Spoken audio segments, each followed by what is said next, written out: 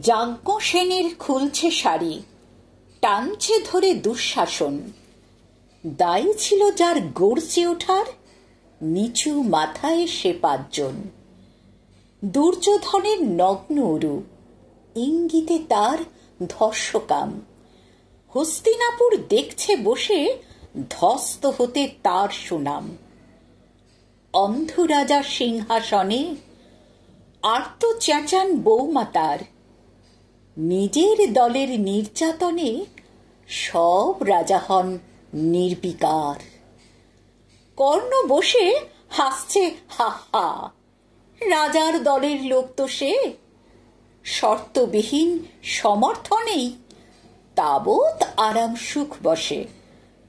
ভীষ্ম দ্রোণ কৃপ নীরব, সরকারি লোক হাজার হোক। রাজার কথাই তোমার কথা, তুমি যখন রাজার লোক। খল শকুনি দেখছে সবই, বস্তুত সে ধ্বংস চায়। ঘরের মাটি লাল হয়ে যাক দেশ বিভাগের যন্ত্রণায়। সুশীল সভায় ঘটছে যখন রাজ অপরাধ জঘন্য, ঠিক তখনই তার বিরোধে চেঁচিয়ে ওঠেন বিকর্ণ। বিকর্ণ নন কেউ কেটা লোক, 100 ভাইয়ের 1 জনা। তেমন করে এর আগে কেউ তার কথাটাই জানত না। যত গৃহে কারেননি রা, অন্তত তা নেই লেখা। ভীমকে যখন বিষ খাওয়ালো, তখনও তার নেই দেখা।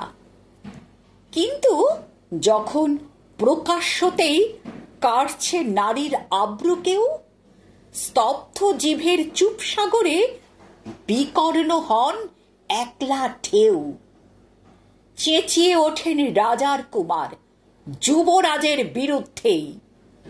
মহাবলী পাণ্ডবেরও তখনও গলায় সে সুর নেই।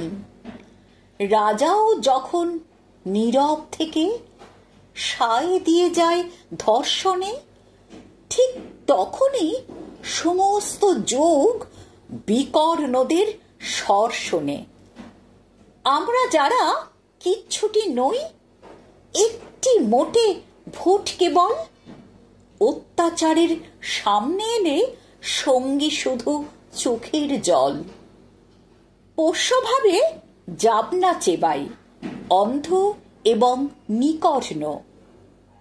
প্রার্থনা থাক আমরা যেন একবার হই বিকর্ণ। প্রার্থনা থাক আমরা যেন একবার হই বিকর্ণ। মরার আগে হতেই হবে রাজার সভায় বিকর্ণ। ভালো লাগলে আমার ইউটিউব চ্যানেলটি সাবস্ক্রাইব করবেন আর বেল আইকনটি প্রেস করবেন। ধন্যবাদ। আপনারা ভালো থাকবেন, সুস্থ থাকবেন।